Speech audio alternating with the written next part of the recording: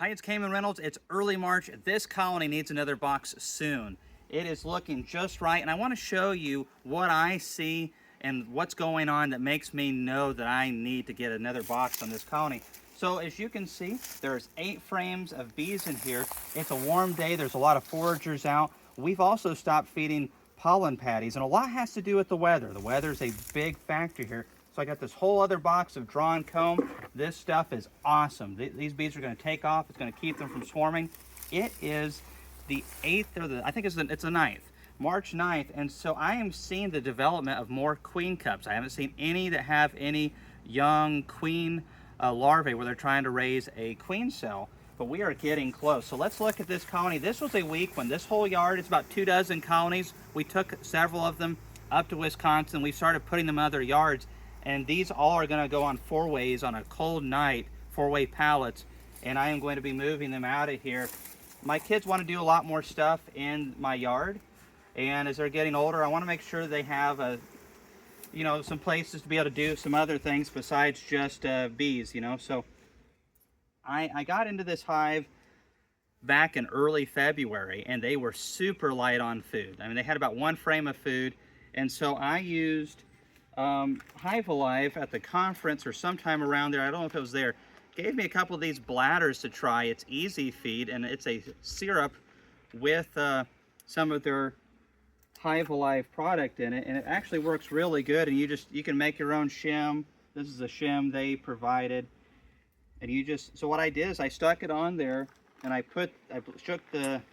smoked the bees down, and then just punctured about 4 holes in the top bag where they could climb on top. It worked really good. Now I'm feeding them just regular sugar syrup, but that was a good emergency method that worked pretty well. I never fed like that before. And you're like, well, what's pretty well mean? Well, this colony was going to starve out if it didn't get some beekeeper help. That's why we get into them in some warm days in February, sometimes even in January. So this is 1 frame away from the wall. There's a frame feeder on this side. It was a 2-gallon. And we have brood. Oh, there's the queen right there. So I had seen her on this frame earlier, but look at all this food right in here. This is what we want to see. That is a nice, beautiful carny queen right there. But none of our queens are pure. I mean, some of our queens are quite yellow.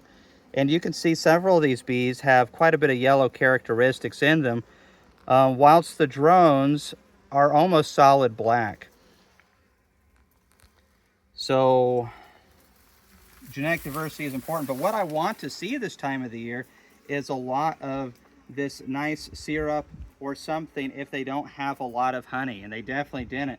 So this frame on the wall is mostly full. This frame has a good bit of weight into it. And we're going to put this queen back. So that frame had about 50% of very young brood, like none of it capped.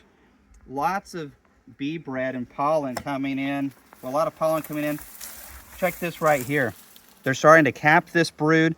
Very clean looking larvae.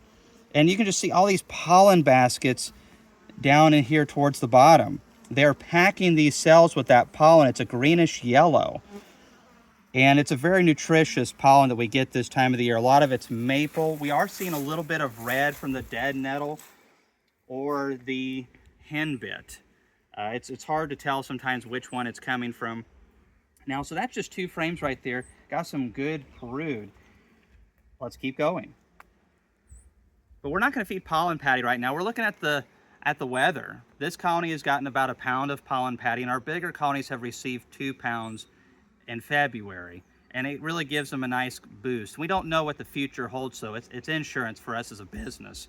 Now, this week looks fantastic. I think they're going to fly very well, at least 5.5 to 6 days out of 7. So that means why to feed pollen patty? They're going to be getting pollen all day long. A really weak colony that doesn't have a lot of bees, maybe a little bit could help them out because they don't have as many bees to go forage and collect. But there's the syrup over here on the sides. And look at that gorgeous, clean, healthy brood right there. That's another frame. And so this is a mixture of capped brood and young larvae and food. Very good, but that's in the center. So, you don't want to see too many center frames too packed, especially this time of the year when the bees want to go up, up, up. So we're seeing more capped brood, more larvae, good bee coverage here, and all the foragers are mostly out right now, and just more beautiful brood. And we see a lot of drones. Oh, well, we've been seeing drones. I guess I take it for granted. You can see some drone cells right here, and that's fantastic. We're already seeing mature drones onto the frames.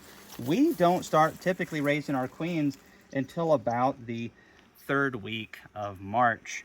And that's the earliest you really want to push it in North Middle Tennessee. Can you go a little earlier? Sure, if the weather is just absolutely perfect. But we want to make sure that there's just not a shortage of drones. We also want to make sure, I mean, you can have all the drones in the world, but if nothing's flying good, it's just not going to do you much good. So we got more good brood here, plenty of food. We have just another good frame of brood. There's just starting to cap some of that in the center. Everything is very uniform. This is important as your new beekeeper. The cappings should be uniform. Darker combs are going to have darker capped brood, but it'll be uniform. Of course, younger combs are going to have a lighter brown capping, and very new combs will be like a white yellow. But it should be very uniform. The brood should also be very uniform in age. There can be some differences in age, especially if the queen's running out of room to lay or something gets her out of balance, or they're bringing a lot of food and only have room in the center. So those things can happen, but the brood really needs to look uniform in its coloration. That's a good sign of healthy bees and healthy brood. This is one of the first frames that I pulled earlier because I started at the frame feeder, and you can just observe there's plenty of good food up in here. There's a nice rainbow of pollen above the brood like the bees prefer it, nice and close.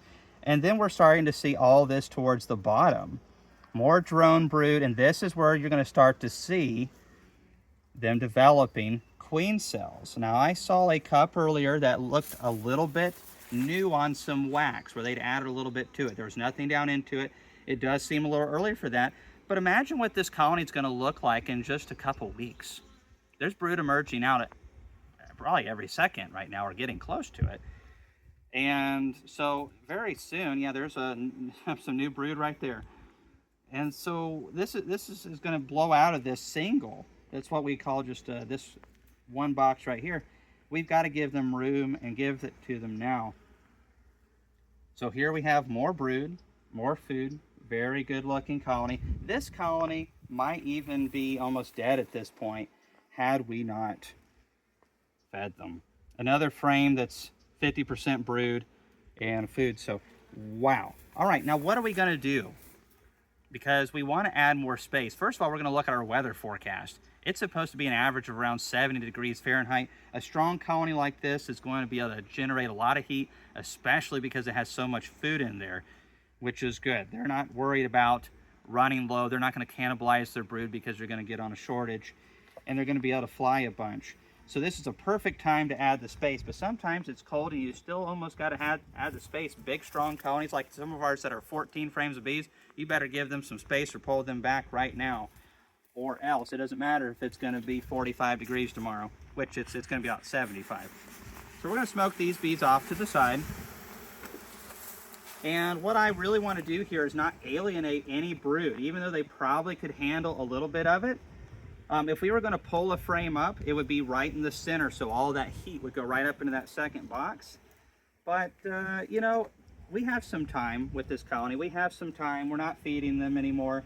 They're in a good spot. I don't think there's any brood on this frame. There is not. So we're going to pull this frame of food up because they have plenty next to the brood down in there. And I'm going to take these two combs, and this one has a lot of drone brood on it. And this one right here is just a nice comb. And we are going to put those on the edges where they can put bee bread and any other type of food they bring in if they can discover a little bit of nectar. The queen can also expand her laying over into here, but it's going to keep that brood all together. The bees really want to go up. Strong colonies like this will have no problem in this weather going north. All right, now I'm going to pull another old comb and just put it right over into here, keeping that brood together. And we're gonna smoke these bees. And now's a good time of the year to go ahead and scrape that kind of stuff off. You can end up pinching bees in between, and I like to get it while the getting's good. We're just going to throw this box right on top. And this honey frame right here, just stick it back over in here. There's no brood to keep warm. We don't have to worry about this frame getting cool, but it is going to, get the bees coming up here periodically, because it's their stuff. They're going to guard it and all that kind of thing.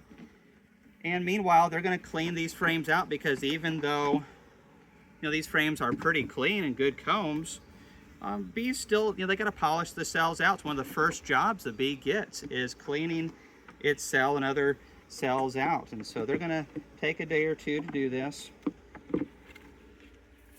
And just in case, we're going to put this frame feeder in there. But oftentimes this time of the year, if things go well and the weather's good, we'll start getting nectar here in significant amounts in a couple of weeks. And it'll start trickling in here soon. I'd say very soon, if this weather keeps up.